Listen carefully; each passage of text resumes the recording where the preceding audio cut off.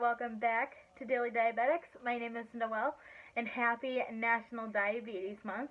So this month we are telling our diagnosis stories. So I can only scan my Libre through my phone, so I can't do it right now. And I don't know where my meter is. We just had a plethora of family come through, and so I'm filming this now. So I will find my meter later, but last I checked, I was 101. And I am back on my insulin pump finally. Quick update.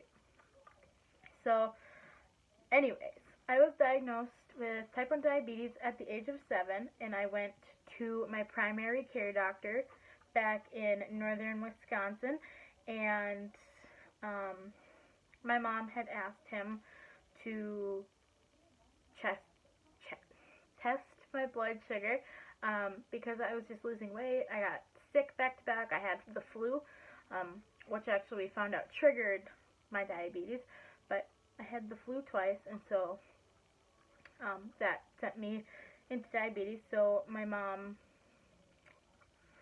took me to the doctor. They did a urine test on me, and my doctor's like, she doesn't have diabetes. She's the healthiest she's been in years. So now, keep in mind, this is the doctor that delivered me when I was a baby and was my primary care doctor my entire life.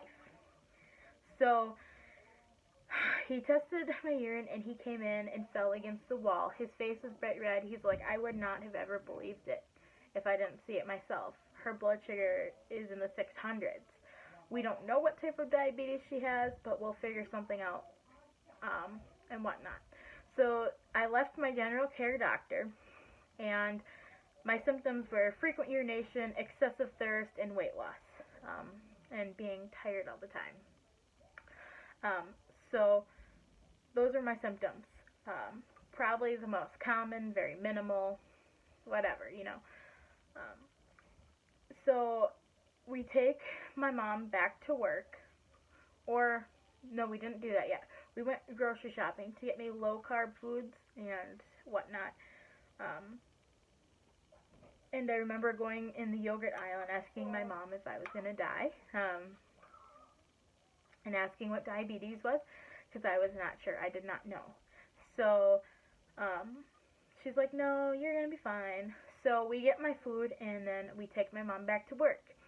As soon as she walks in, they're paging her overhead, and it's the University of Minnesota. We're expecting a giant snowstorm like you do in northern Wisconsin. And they're like, how soon can you get here? And my mom's like, I can leave anytime. I live 4 hours. And they're like, well, we need you here now. She's 12 hours from a coma. Less than 12 hours from a coma. So that's when stuff got real.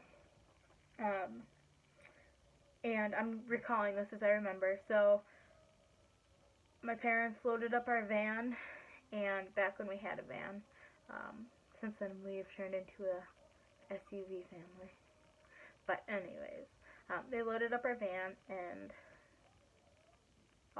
my mom says that I was praying in the backseat the entire time and singing Bible songs, I guess. I don't remember that.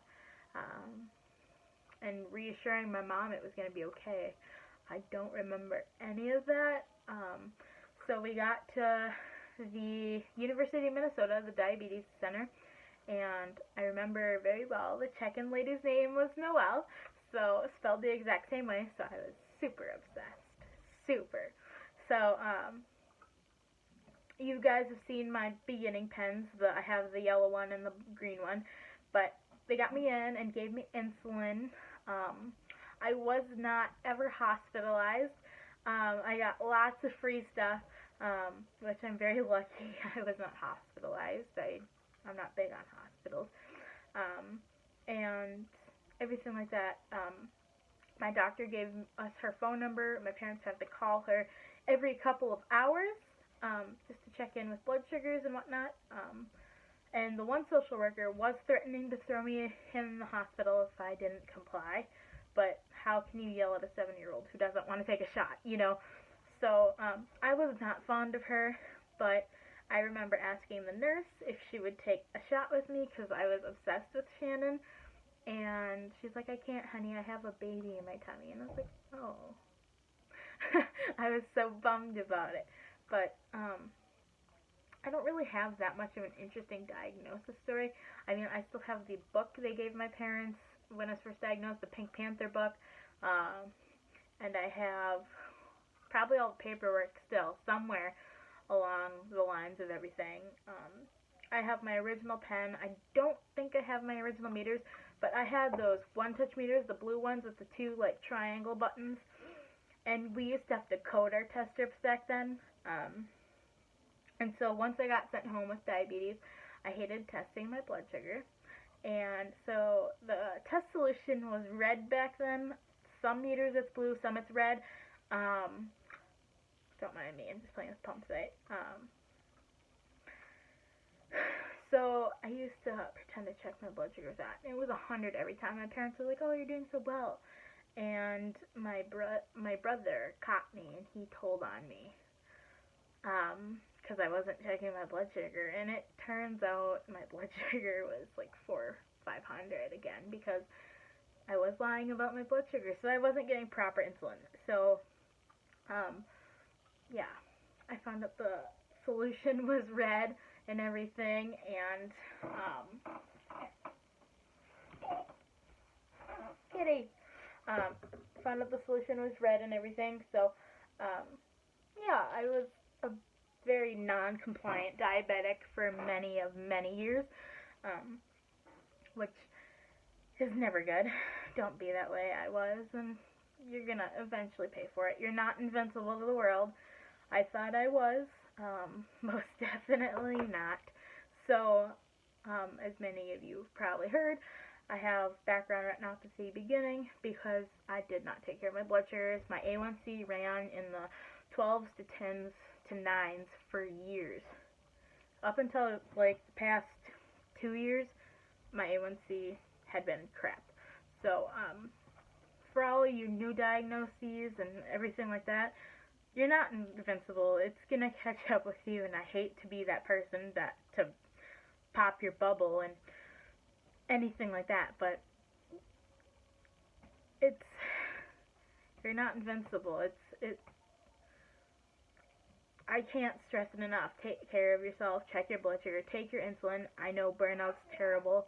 I know you don't want to do it. Trust me, because I still don't want to do it, but I do it because I know I need to.